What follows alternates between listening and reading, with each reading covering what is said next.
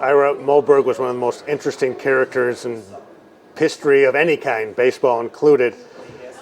What are your recollections of being around him and the kind of person that he was? When I got to New York in 1967, a lot of the Moe Berg always came to the Shea Stadium for the Mets games and Yankee Stadium. There were free meals, and so Moe would partake of the free meals. Now you have to pay in the press rooms, but at that time you didn't. And a lot of the sports writers didn't know the history of Moe Berg, a Jewish guy and if they knew the history, they weren't that interested in him, just seeing him as an old ball player. But I knew about him, and I was interested in him. And so I would make it a point during the game, in the press box, he was always in the press box, I would sit next to him, and we would chat. And he would tell me stories. He liked telling stories. And one of my favorite stories with him was he was from Princeton, and the saying was that he was a marginal baseball player, but he had a 15-year career, and the saying was that he was a linguist, and he majored in languages, and the saying was that he knew 10 languages, but he couldn't hit in any of them. So being Princeton, and then Einstein was at Princeton in the advanced physics and mathematics that he ran. And Moe Berg wanted to meet Einstein. And so it was arranged. So Moe Berg went to Einstein's home in Princeton, New Jersey. And he told me, he said that we had tea in the European style in glasses, tea with glasses, and like little mugs, and then he said the professor played the violin for me, and then at some point Einstein said to Moe, "If you teach me baseball, I will teach you the theory of relativity."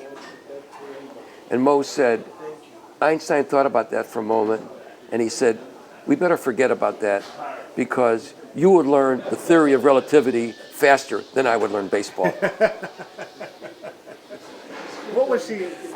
You said he told stories, but did he ever tell stories about what he did in the wars and his? He was with the in Second World War. He was the OSS, which was a forerunner of the CIA.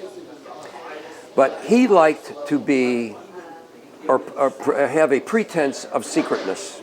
So if you would ask him, well, I mean, you were supposed to kill Heisenberg, the atomic scientist, if he knew, if Germany was developing the atomic bomb, and you went to Switzerland, and is it true that you really were going to shoot him if the Germans were, and he was in charge of getting the atomic bomb?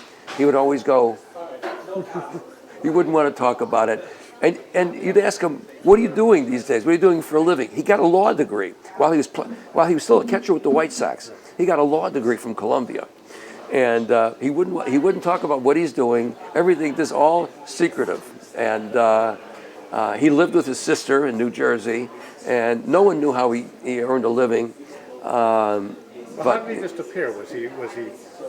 Because he seemed, you heard the different stories. I mean, was he disheveled? He was always. He always wore a black suit and a black tie and black shoes and a white shirt.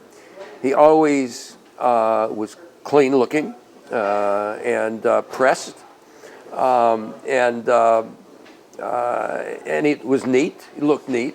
A woman who knew him years earlier has said he was a very good dancer.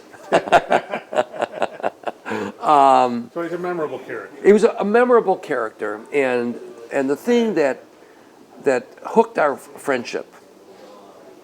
One day, and he came and he was sitting and he was doing the Times of London crossword puzzle, the literary supplement.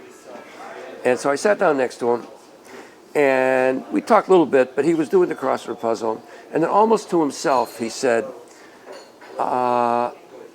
6 letters, the Greek name for the Roman god Mercury.